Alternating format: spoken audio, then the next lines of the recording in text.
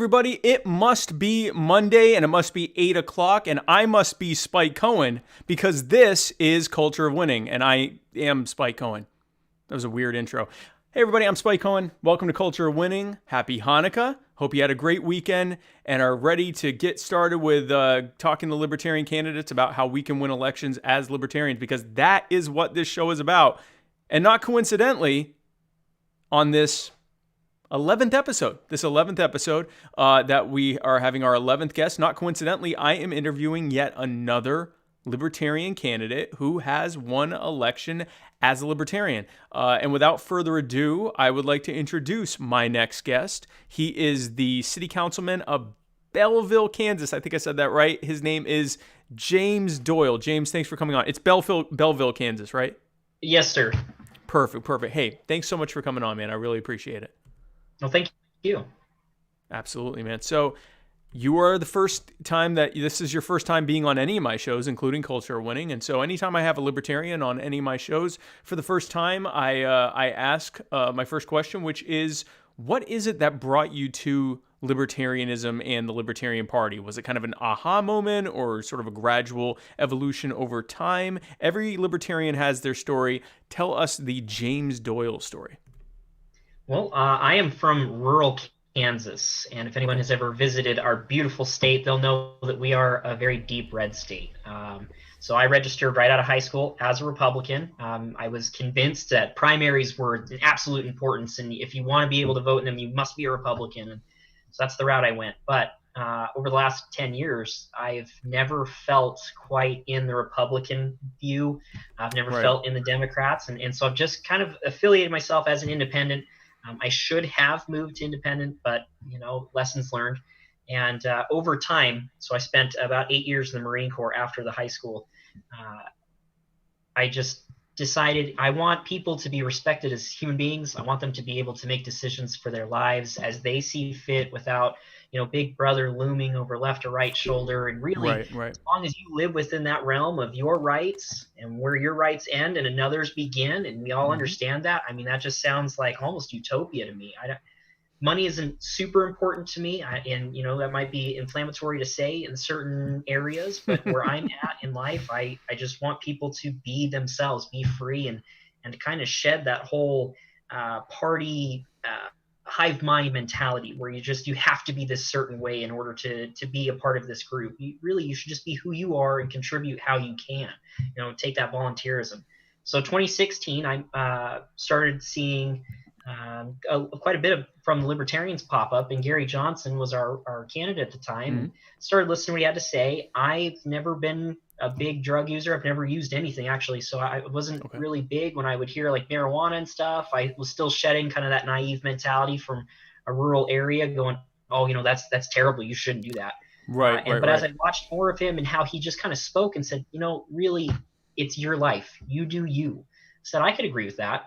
And being in the Marine Corps, certain times when authority would rear its head, I don't quite understand this. And by the time I got to the 8th year, I was a staff non-commissioned officer. So I was the senior pay grade in the enlisted side, and kind of decided, let me try little things. If I give my Marines just these left and right lateral limits, but they could operate within that, so their rights end and others begin, how does it go? And it was phenomenal. We very rarely had any issues, and said, I wonder if this could be applied to the civilian world. So I stepped out. I left in 2019. I moved back to Belleville, April of this year, and I noticed some spots open in the city council. No one was really running. I said, I'm going to try this. This is my time. I'll just throw my name out there. If it doesn't work, it doesn't work. It's lessons learned, but I just want to get involved. And that's when I actually started seeing you and Dr. Joe Jorgensen.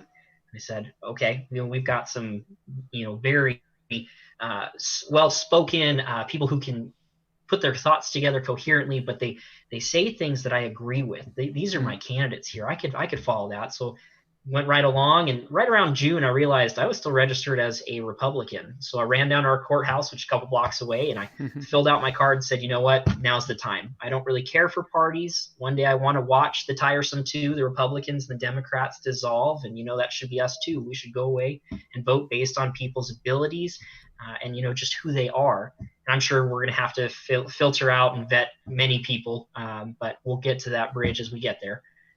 And just tossed my name in with the Libertarians, and I tell you, it's been a wild ride, but a lot of fun. The tiresome too. So I want to go back to what you were saying. That's fascinating. So you actually first applied the idea of libertarian governance in the Marine Corps. Yes.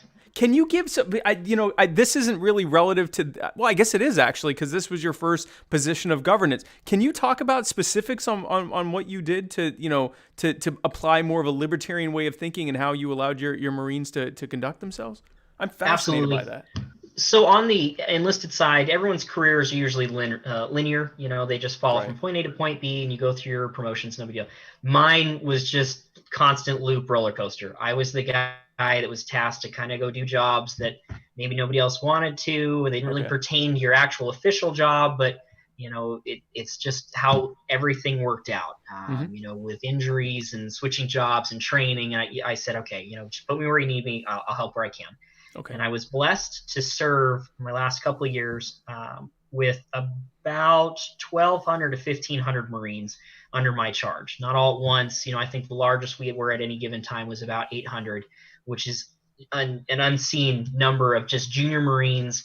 And then I had my non-commissioned officers and me. So there's very few staff members. We relied heavily on these people who had just joined the Marine Corps maybe 6, 7, 8 months ago, who were 17 to 21, all the way to 32. I had a couple waiverable all the way to 32. And just say, if I impose my trust, if I say, hey, operate as you see fit as an individual, these are the rules we cannot break, but everything else, I will go to bat for you. Show me what you can do.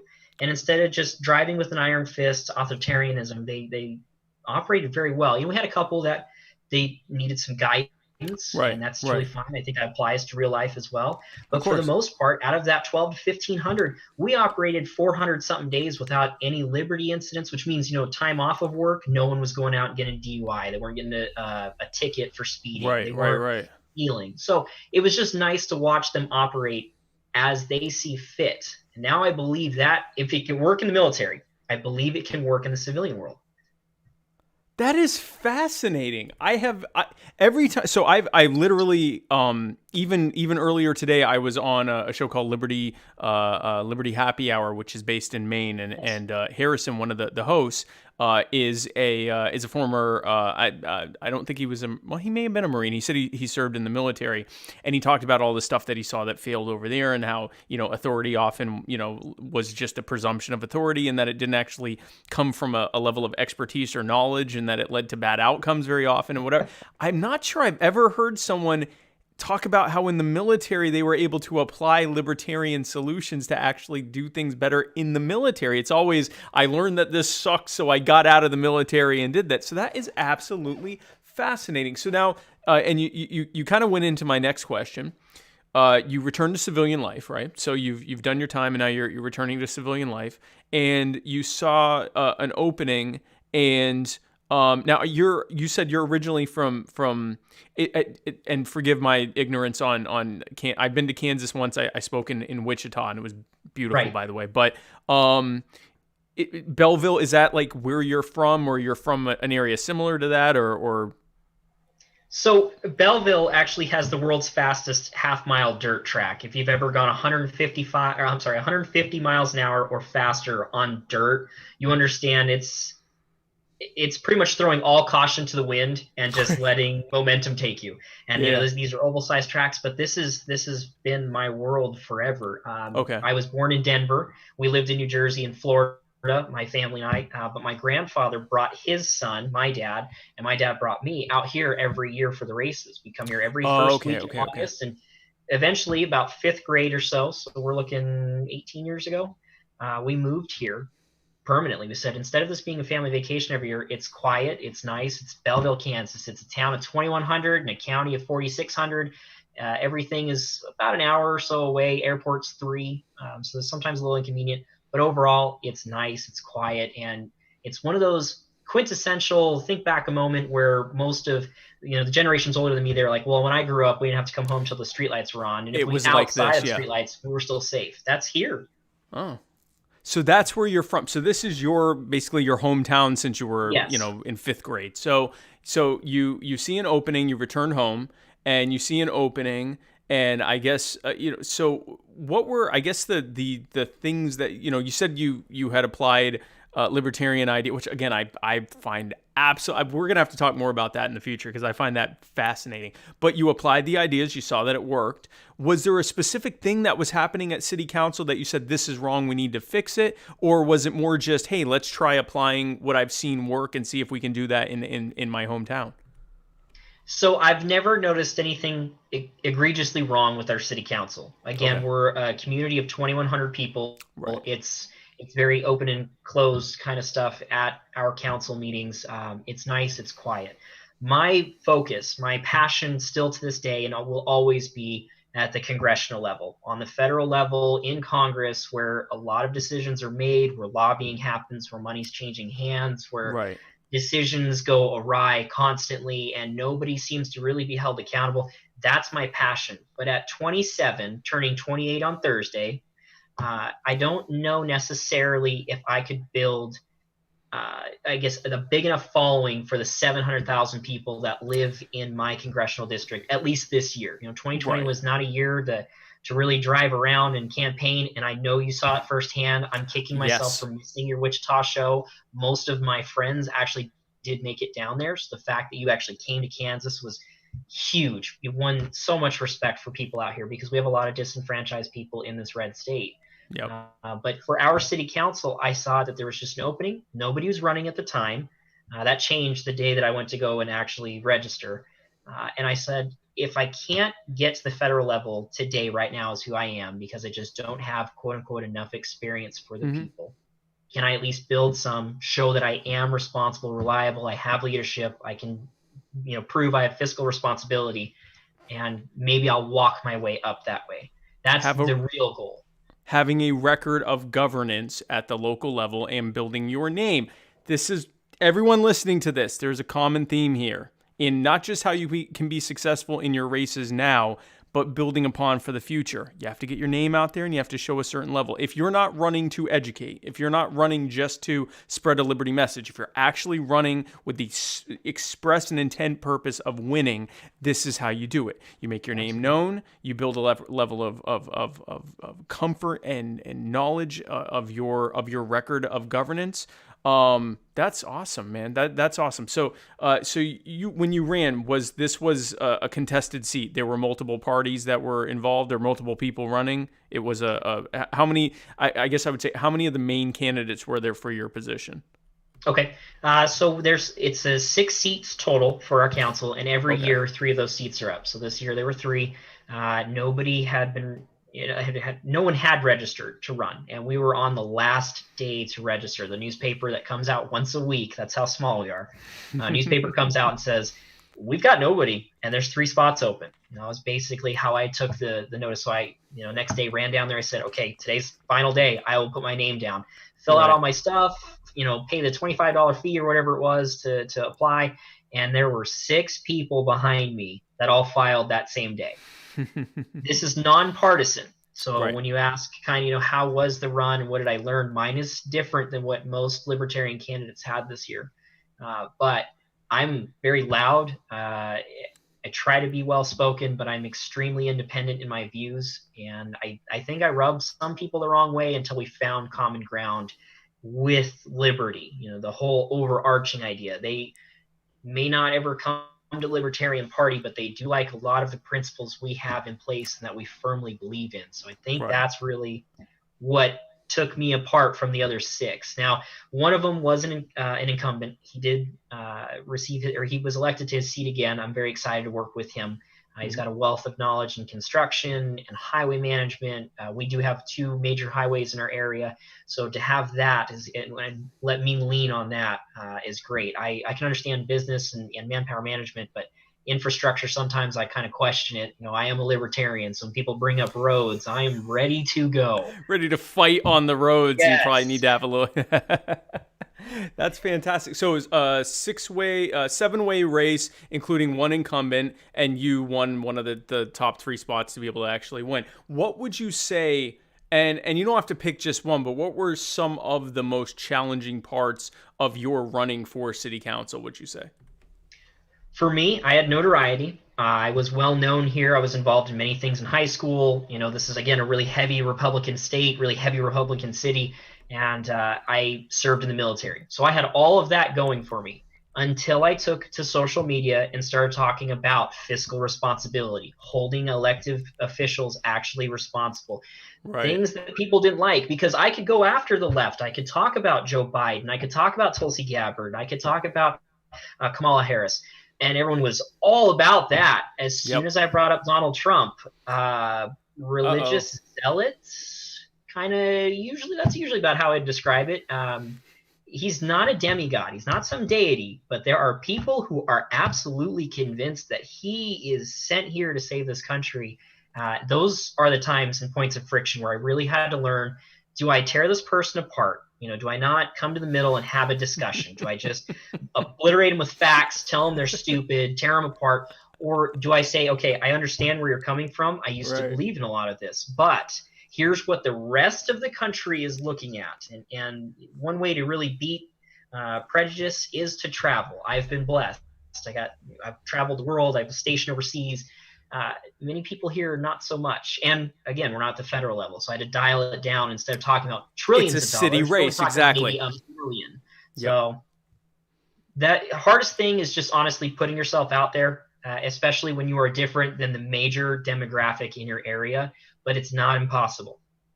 Now, what were some of the main things that you did strategy wise? Whoop, wrong thing. What were some of the main things you did strategy wise to win the race? Was it primarily a social media campaign? Were you doing stuff like door knocking? Like, what were I don't know the lay of the land in your area. Your city, you said it's 2,100 people, so that would be like 700 households, 800 households, something like that. Roughly, not too large. The best way to describe it, I mean, you could run 5 miles in a straight line, and you've run the entire main street, our old highway. You've seen the entire town, cuts right down the middle. So it's rather small. We're an older community. Rural Kansas doesn't necessarily have that youth demographic vying to stay there. It's jobs, it's housing. We have a lot of Yep. issues that we face with that. Right. So in our county, we are an average age of 51 and older. And in that demographic, I typically I err on the side of caution using technology. I didn't run too strong of a social media campaign. If I was putting it on social media, it was for my friends that are on both coasts. They're in large cities, maybe Right. a few of them here. But really, I went in person. I did a lot of yard signs. I purchased about 25, which I know doesn't sound like a lot, but again, 700 or 800 households, you can cover large areas with Yeah, yeah, two, yeah. three signs a piece. So signage, different colors, because that sea of red and blue just becomes kind of nauseating after a Oh. while. It's Uh-huh. pandering.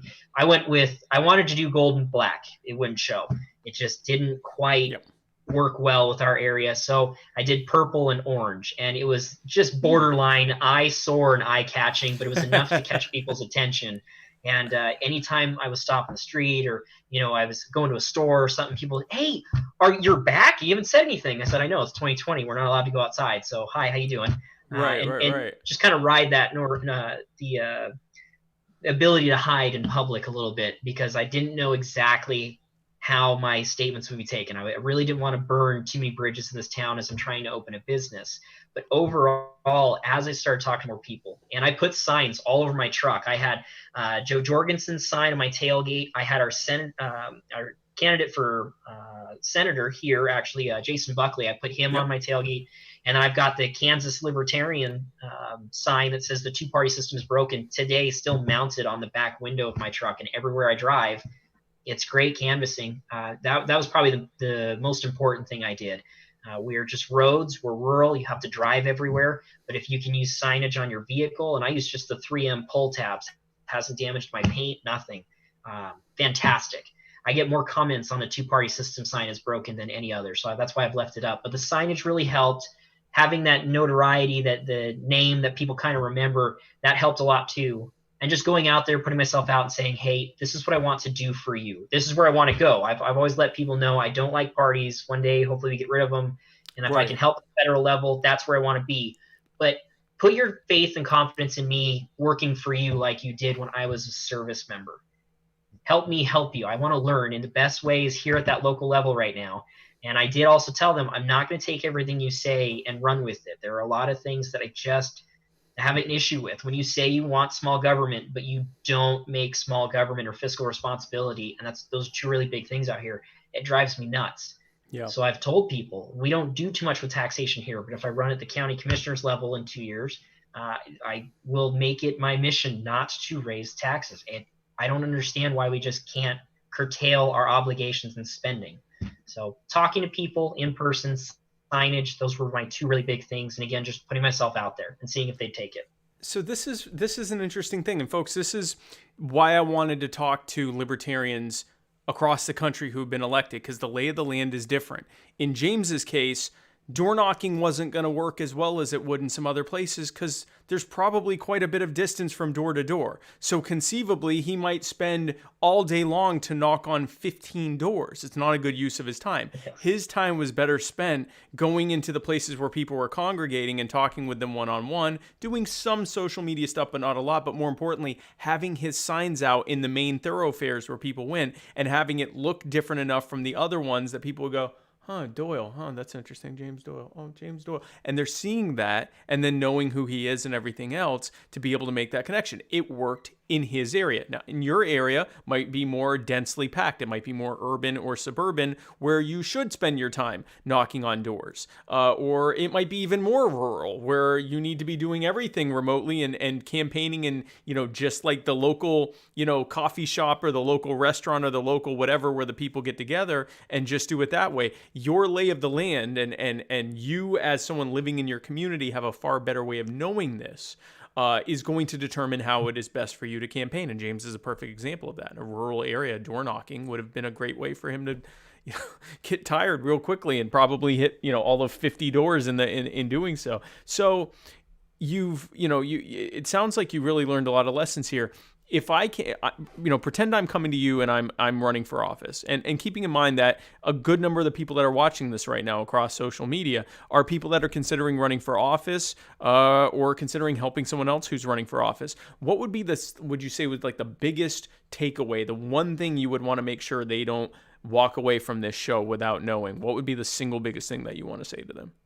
The fact that you've already covered it. So I think this is my third interview here, and it's been weird. Small kid from Kansas in a small town, all of a sudden talking on certain national levels. It's been mind-blowing. But if I have to reinforce anything, it's people already know this. You have to just go and do it. You have to be involved. You do not have to have 2 different PhDs in political science and constitutional law.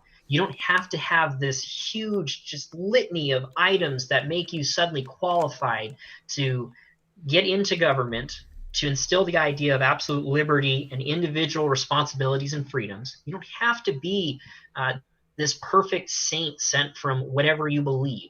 You just have to be involved. Get out there, learn what's pertinent in your community. Learn and kind of just observe. Even if you don't have to talk to people, just notice what's wrong. If your infrastructure is completely failing, but you guys are taking in millions of dollars of tax money every year, why is that? Where's your money going? Can you combine items? Can you curtail some of those obligations? Can you spend smarter without raising taxes? That's just one example, because a lot of our larger cities have that exact issue. We're smaller, we don't necessarily have that, but we do have some issues I'd like to tackle. But before anybody even just wants to get out there and I need to have all these tips and tricks and what did you do that worked for you, you're exactly right. Each area is different. Yep. What works though is getting out there and saying, I am going to do this. The first step was honestly the hardest, going to the courthouse and going, I'm in most eyes here in our community, my age makes me a child. I'm almost 30, which because of the average age. Yeah. But I just, once I was able to fill out the application, put myself out there and say, this is what I want to do for you. And this is where I want to go. Help me, teach me. People were very open to that. Even people who are extremely one-sided, right, left, wherever they lie on that the spectrum. Yeah. So if I can tell anybody, it's just go out there, throw yourself out, learn what is a big importance in your community and get involved. If you don't want to run, because not everybody wants to, we have skeletons in our closet that scare us too much. We're not good at public speaking. Maybe we just have never really wanted to be involved in the government. If you can support your friends or candidates that you agree with, and they could be across the aisle, they don't have to be in your party. If you support them, you go out and again get involved. That's the key. We have too many people sitting, even in the Libertarian Party right now, and I read it in the comments and social media all the time. Well, I think we should do this. Okay, fantastic. Then do it. You want to build a campaign off of that? Do you want to get involved? Do you want to put your money where your mouth is? And I'm not saying you actually have to spend your money. I spent $300 on my campaign. That was for my signs. That was it. I didn't do any fundraising or anything. That was it. I went out and just talked to people. You have to put yourself out there. You have to be comfortable in your skin and say, I'm going to do this, whether it's helping or running. That's the big takeaway. And I wish more people would. I say that I'm a moderator for the People for Liberty sub page called Military Supporters for Liberty. This is a non-profit organization and a super PAC, both running at the same time, that are sole focus is to help the libertarian movement, not even just the party. They'll help independents. They want to get people out there that are new blood, new ideas, and better for us. That's their whole idea. And in the military page, I had one guy say, hey, we got all this this energy coming off of the campaign. Yep. When do you guys want to run? And it was full. I mean, we have 125 odd comments with threads running off each one. Well, I want to do this, this, that, and the other. Cool. Sit down and do it. 2021 does have elections. I think there's even a couple of gubernatorial races coming up this year. Yeah, there's two. There's at least 2 gubernatorial races. Yeah, in New Jersey and Virginia. Go out and do it. You do not have to have formal schooling to do this. It helps if you know what you're talking about. You do need to do research. You have to be involved. But just go out. If we want to be a grassroots movement, we have to start with the grassroots, meaning the people. We do not want career politicians anymore. It doesn't work. Exactly. Listen, you should do this show now. We'll call it James Doyle's Culture of Winning. No, listen, this is everything that you're saying is 100% correct. And folks, he touched in on something very important here. If you don't feel confident to run, that's fine. Go help someone else. You might find when you're doing it, you might go, I can do this. I think I could do this. And now I know some people who can help me when it's time for me to run. Or you might be like, yeah, I never want to do this. I'll help other people, but that's fine. Whichever is fine, but you're helping. If you're on social media, if you find yourself on the internet saying things that libertarians should do, that is awesome. Let's go do that stuff. Or why don't you go do that stuff? Let's go find other people and go do those things. If you find yourself just saying libertarians should do this, but then you're not doing it, you have every right to do that. You have every right to give your opinion, but understand that it might be helpful if you're actually helping with the things, doing the things that you're saying that we need to do. Lead by example. So this is fantastic stuff, man. And James, I want to end up having you on something to talk about this, the way that you helped allow the military to have more. It's not really necessarily what this show's about, but I think it's a very fascinating thing. I'd never have heard of that. I've never heard of applying libertarianism. I'm sure it's happened before, but I've never heard it, especially with that many people. So hopefully we'll get to talk about that in the future. James, I am honored to have you on. Before I let you go, I just want to give you a chance to talk about anything that you want to talk about, anything that you felt like you didn't get a chance to address. It looks like you've got some stuff written behind you. It's somewhat cut off, so you'll have to tell us what's behind you. Anything else you want to say, anything you want to leave this audience with, take as much time as you want. James Doyle, the floor is yours. Awesome. Thank you, Spike. So in these 4 walls, yes, I actually have a 32 square foot marker board behind me. This is just how I plan everything. So this was actually my plans today, and I left it up because I thought it would be a fitting background. Anybody who is in the state of Kansas, especially central and western Kansas, where our congressional district is roughly the size of Illinois, and we have 700,000 people. I mean, we are sparse. We've been doing social distancing before it was cool. If you're in those areas, you can absolutely reach out to me on Facebook. If you're not in the state of Kansas, you can reach out to me on Facebook and Instagram. It's very easy to find me. James Doyle is 10 letters, and I am the bald white guy with the beard. My hair is just reversed from where it used to be. I'm telling you, if you want to help, even if you're just a disenfranchised voter, if you are an independent, if you don't want to throw your name in with the party, I understand that more than most. I love that idea. Hive minds are dangerous. Collectivism has its place. Yep. Politics, not necessarily one of them. So reach out to me, especially Central and Western Kansas. I am sending emails out constantly. I'm covering the last bastions of society, as I call them, all of our larger towns out there. And I just want to grow this because in May 1st, 2021, we are having our convention, a state convention in Manhattan, Kansas, right next to K-State. Join our movement or hop on LPKS, that's Libertarian Party of Kansas.org. Tons of information about it. But we have a very special guest speaker that I'm super excited to announce, but I won't just yet because it has not been announced by all of our actual people.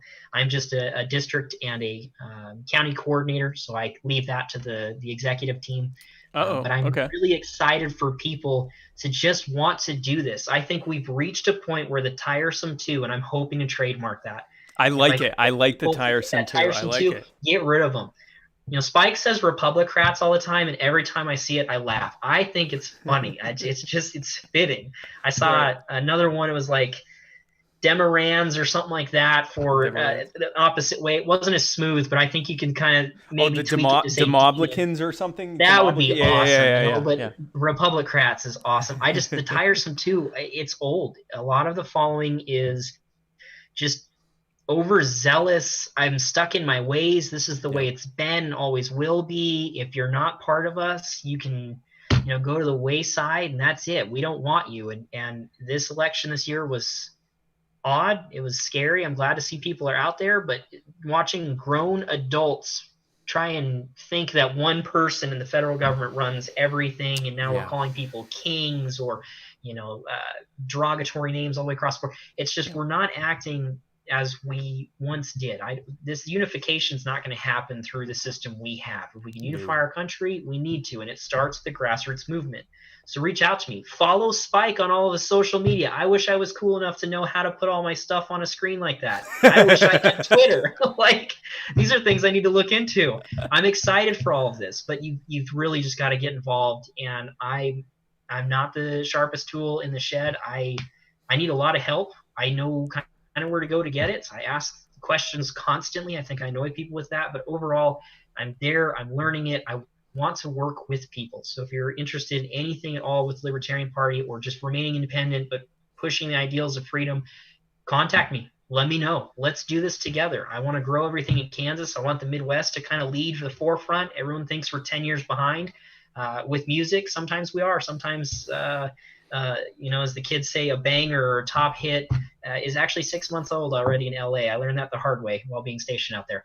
But overall, it's fun. This is a good area. I want to see it do well, and we can only do that by working together.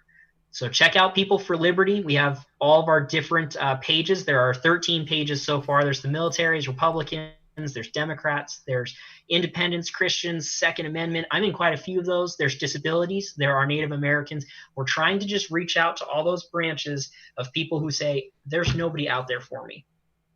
I'm in rural Kansas. I'm in a town of 2,100, and I'm telling you, there are people out there for you. It's us. It's us together. There's not going to be some company we hire that's going to do this for us. We don't have lobbyists. We don't have giant legislating companies that make all of this, and somehow it's okay, even though we elected another person to do that job, and we pay them, $200,000.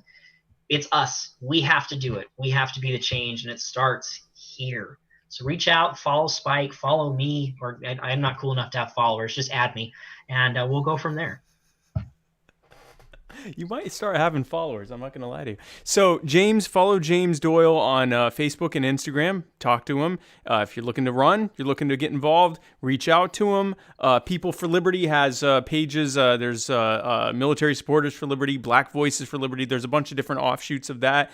Be sure to check that out. Libertarian Party of Kansas is having a convention in May of 20. Do you have a date yet, or just it's in May of 2021? May 1st. We're going May 1st, 2021. May 1st of 2021, go to lpkans's.org to find out more about that. It's going to be in beautiful Manhattan, Kansas. James, thanks so much for coming on, man. You have been fantastic. I can't wait to get back to Kansas. I was in Wichita. I made it clear when I was doing my bus tour, I'm like, we are going through as many of those Midwestern so-called flyover states as possible, because these are folks that aren't being heard, and I want to make sure that the Jorgensen Cohen campaign is there to hear them. And I have such such a rewarding experience to go there. I had such a fun time at the Keeper of the Plains Park there in Wichita.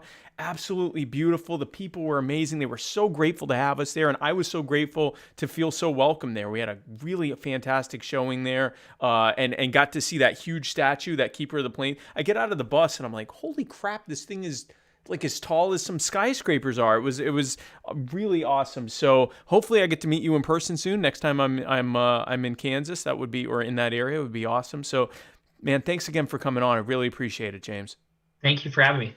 And folks, thank you for tuning in again to this 11th episode of Culture of Winning. This has been a fantastic thing. I did it again. I did not, because now I'm going to tell you, tune in this Thursday as my next guest, and I don't have my next guest. There it is. My next guest is Trisha Butler, who just won a race for City Council in Tennessee. She's also a friend of mine, so I look forward to talking to her on Thursday.